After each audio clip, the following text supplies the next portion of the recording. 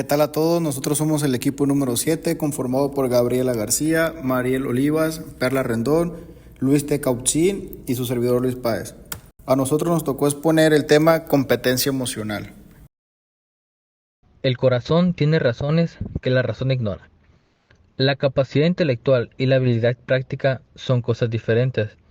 Si prestamos atención, veremos que en situación de tensión emocional no queremos usar las técnicas que sabemos que mejorarán las cosas. La comprensión de los conceptos a nivel intelectual no tiene valor si no podemos aplicarlos en una situación difícil. Competencias emocionales. Estas son algunas de las que nos están regulando normalmente en nuestro día a día, la cual es la regulación emocional, autoestima emocional, habilidades sociales, habilidades para la vida y conciencia emocional. A esto es a lo que se refiere la diapositiva anterior. Muchas veces nos dejamos llevar por las situaciones, aunque vemos la salida de poder intermediar y arreglar la situación, no lo hacemos. Simplemente nos dejamos llevar y evadimos todo, ya sea por un ataque de ira o algún conflicto o algún mal comentario de un compañero. ¿Quién le teme al gato grande y malo? Las emociones condicionan nuestra percepción y también nuestras acciones.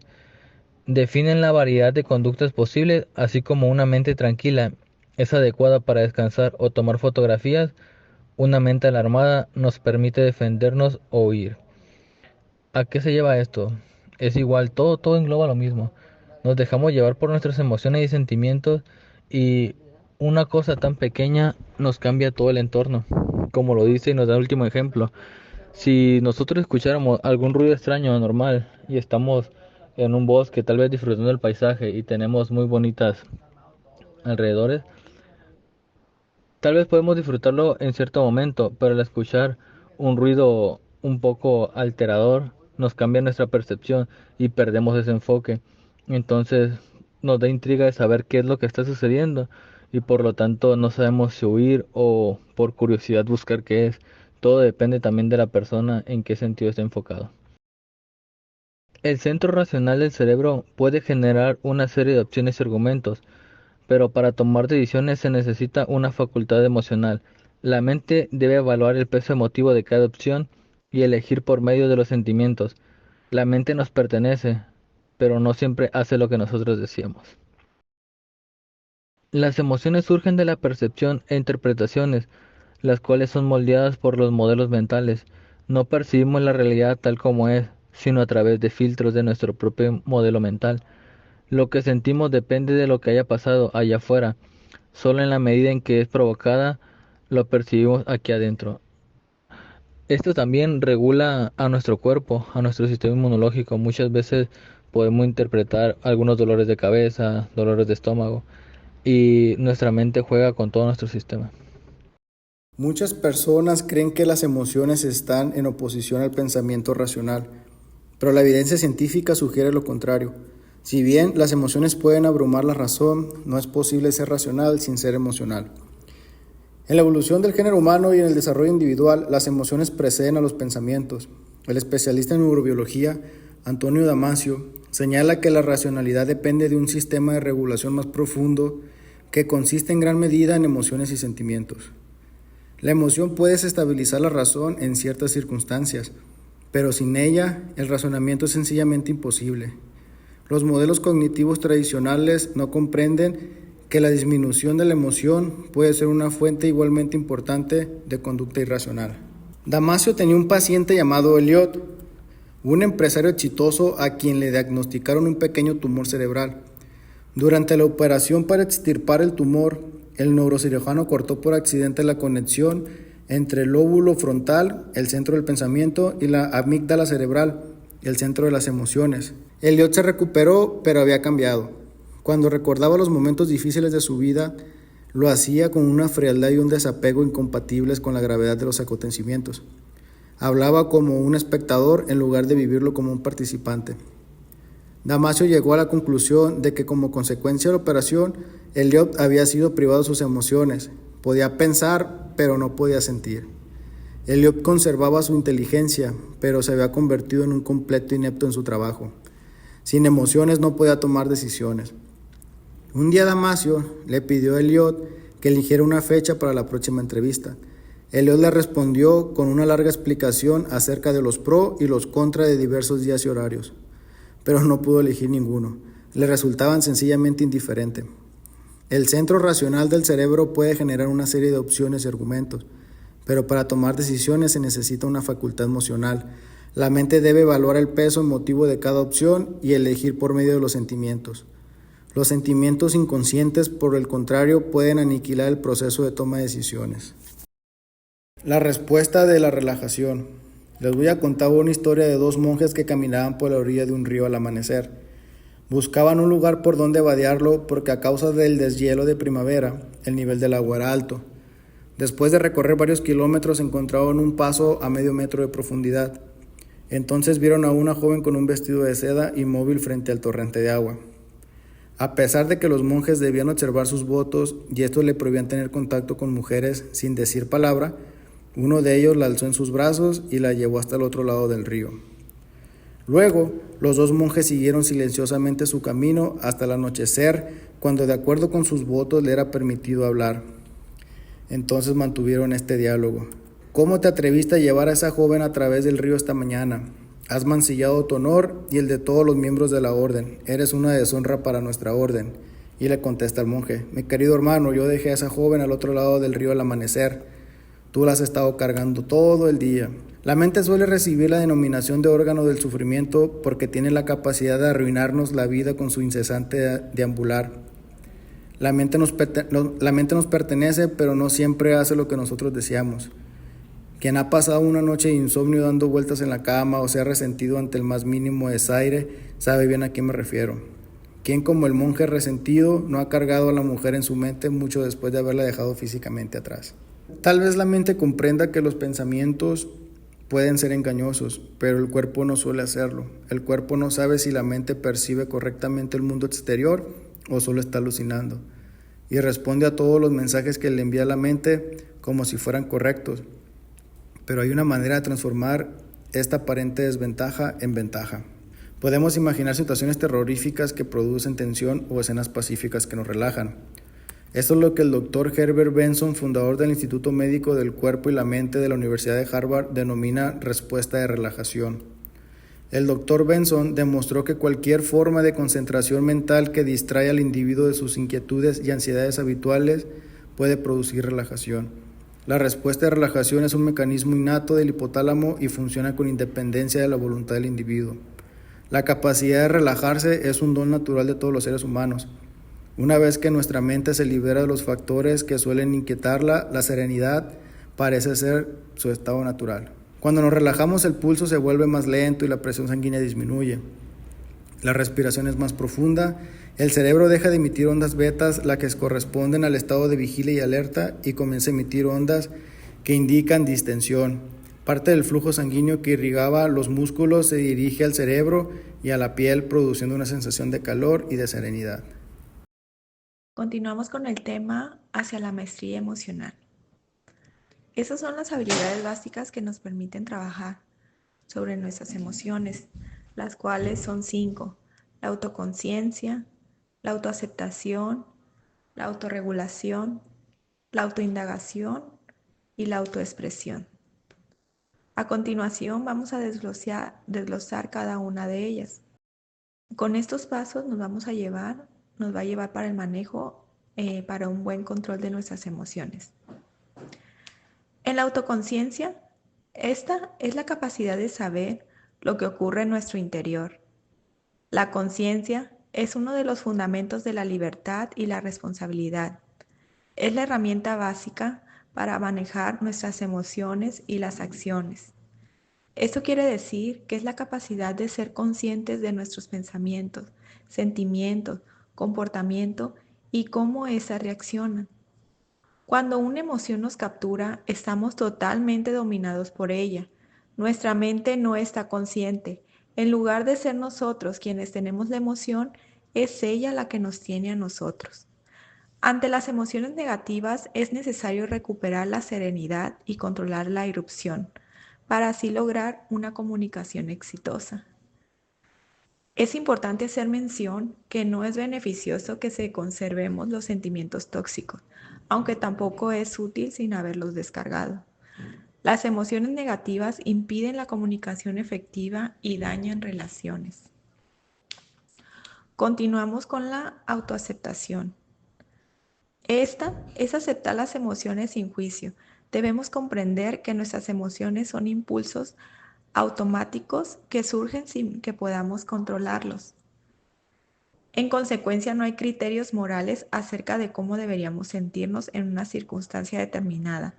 Juzgarse por sentir una emoción es como juzgarnos por sentir cansancio, hambre o frío. Lo mejor que podemos hacer es aceptarla. Para entender nuestras emociones debemos tratarnos con respeto, teniendo presente el hecho de experimentarlas. No significa que seamos malos o culpables. Para ser dueños de nuestras emociones debemos tratarnos con la misma bondad con las que tratamos a un niño. Continuamos con la autorregulación. Cuando estamos bajo presión, nuestros impulsos, es necesario mantener nuestra conciencia para regular los medios de nuestro control y orientar nuestra energía emocional. Esta consiste en regular los impulsos. Tal vez ninguna otra habilidad psicológica sea tan primordial como la capacidad de resistirse a un impulso. Para canalizarlo es necesario reconocerlo, aceptarla y comprender sus orígenes. Quienes implotan sus situaciones tal vez no den indicios externos de secuestro emocional, pero interiormente sufren las mismas consecuencias: dolores de cabeza, nervioso, consumo excesivo de trabajo, por lo cual deben aprender a manejar las reacciones que le provocan angustia. Las emociones son buenas consejeras, pero terribles dueñas. Continuamos con la autoindagación. Aquí debemos analizar nuestros pensamientos para separar la información útil de la neurosis. Toda emoción nace de una interpretación y desemboca en un impulso. Si honramos esos impulsos con integridad, lograremos el éxito más allá del éxito. Implica sumergirse en un acto consciente que va más allá de la respuesta superficial. Esto nos ayuda a dejar de responsabilidad a los demás de nuestras alegrías o desgracias. En la autoexpresión, para pasar de la autoindagación a la autoexpresión, usted necesita articular historia que está detrás de la emoción. La expresión saludable de las emociones es una respuesta adecuada a la circunstancia de la vida. También es útil sentirse culpable si consideramos que hemos actuado mal. La culpa nos impulsa a disculparnos. Los problemas surgen cuando nuestras ideas distorsionadas exacerban nuestras emociones, a tal punto que se vuelven dañinas e impiden la expresión productiva. Los problemas surgen cuando nuestras ideas distorsionadas exacerban nuestras emociones, a tal punto que se vuelven dañinas e impiden la expresión productiva. Las distorsiones cognitivas. Las creencias son producto de las distorsiones cognitivas. Cuando analizamos la historia de una emoción, descubrimos una serie de valoraciones y creencias. Si estamos tristes, es porque creemos haber perdido algo muy valioso. Si estamos enfadados, es porque creemos que alguien nos maltrató. Existen 3 distorsiones muy relevantes en las emociones. Tenemos como número 1 el sentirse víctima, como número 2 la confusión y como número 3 el deber ser. El sentirse víctima es imprescindible aceptar haber contribuido a generar experiencias, lo cual incluye haber aportado emociones para que podamos considerarnos capaces de influir en ella. Por ejemplo, estaba tan disgustado que no pude controlarme. Mi enojo me impulsó a actuar de esa manera. La persona se considera incapaz de tomar una decisión. Por lo tanto, está dominado a sus impulsos. Y cuando los impulsos emocionales ejercen su influencia, la última instancia, elegimos voluntariamente nuestra conducta. Podemos sentirnos intensamente sin actuar en forma inconsciente, cuando en realidad solo es posible sentir con intensidad cuando confiamos en que no actuaremos de manera impulsiva. La confusión Tenemos frases como, me siento traicionado por mi jefe o siento que este proyecto no vale la pena. Se mezclan emociones e interpretaciones. La supuesta traición es producto de una interpretación, no surge de una emoción. Las expresiones como siento que, me siento como o me siento, estas son interpretaciones, no son emociones. Las emociones son más en el momento, son calientes cuando requeremos una aceptación y una regulación. Cuando los pensamientos son fríos, nos exigen ser analizados. Tenemos el deber ser como número 3.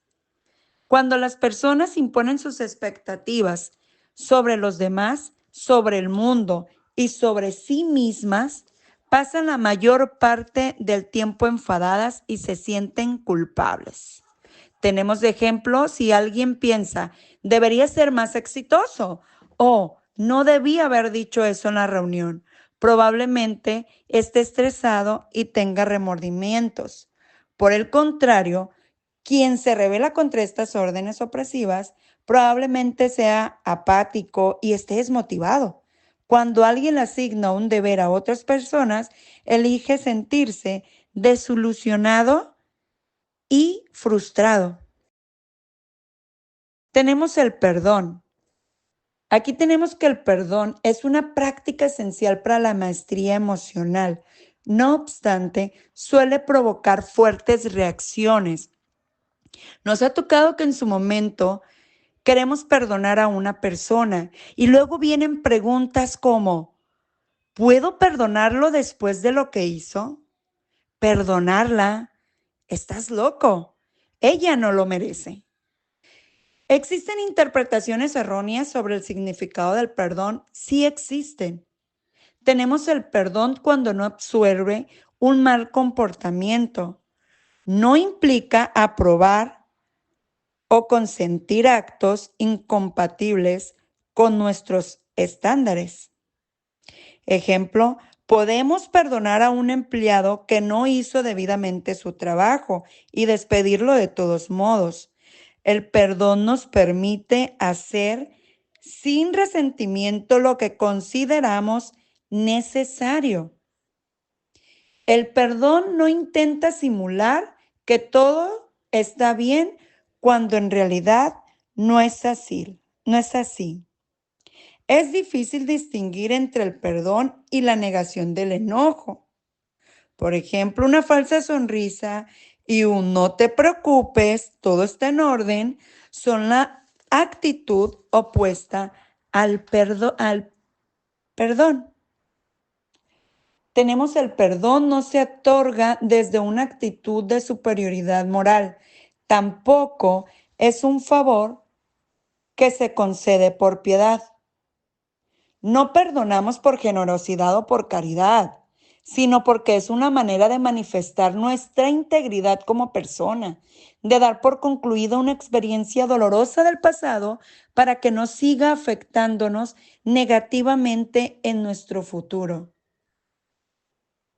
El perdón, por el contrario, es una actitud voluntaria que nos libera del pasado doloroso cuando dejamos atrás el resentimiento y el resentimiento también nos deja.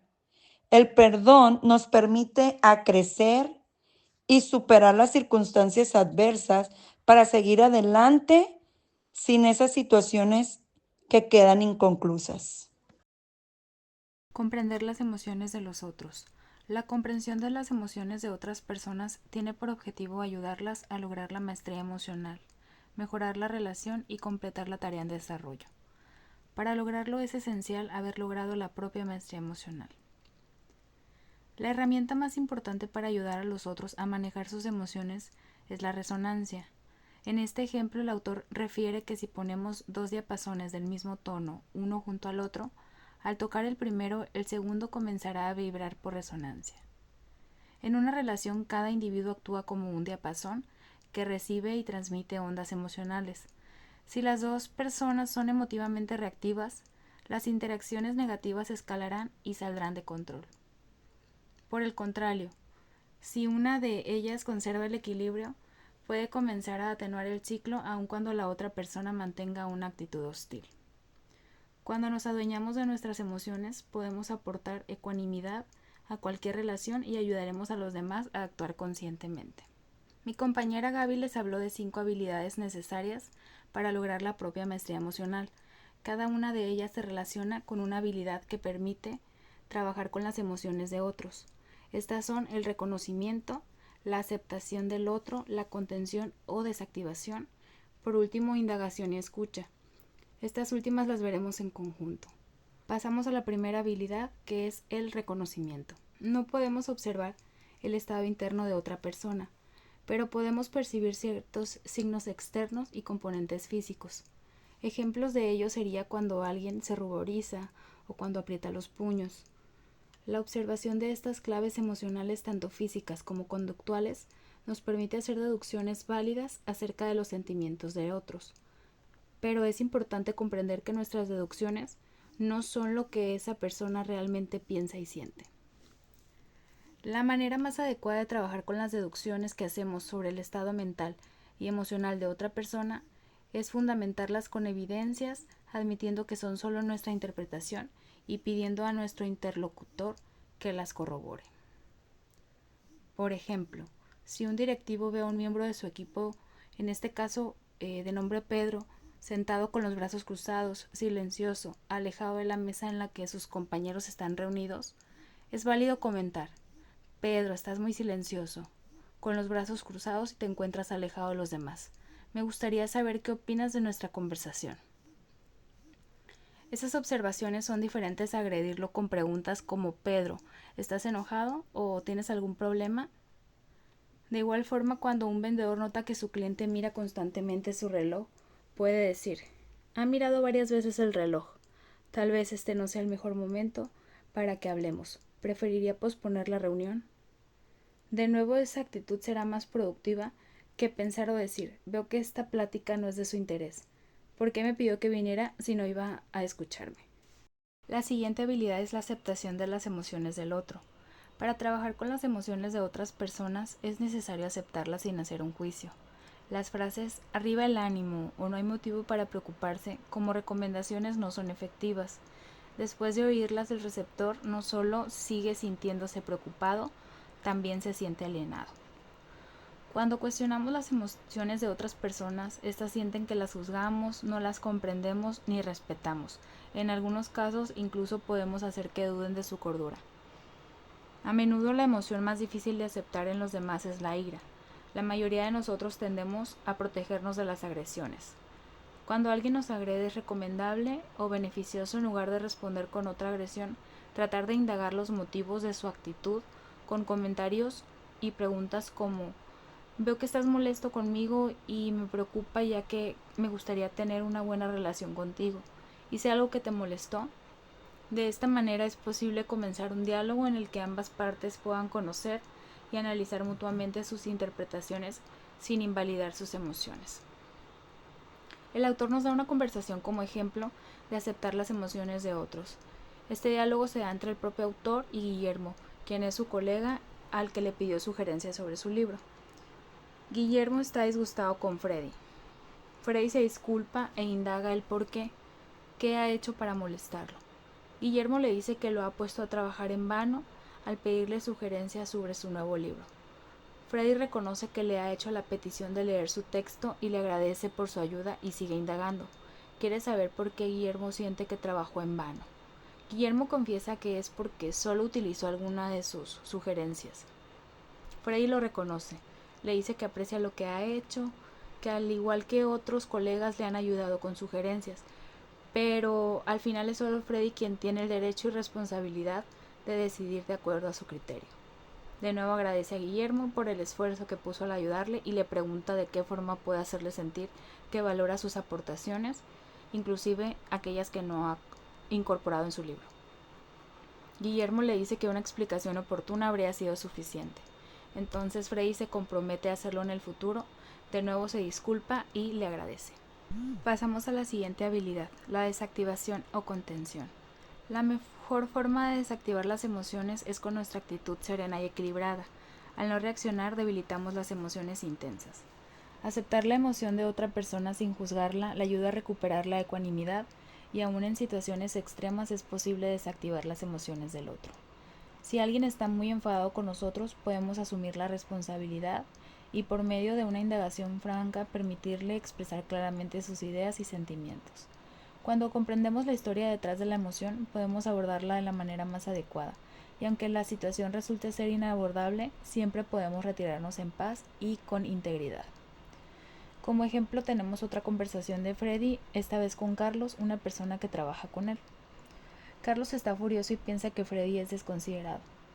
Freddy admite que ha recibido ese comentario anteriormente e indaga por qué Carlos lo piensa así.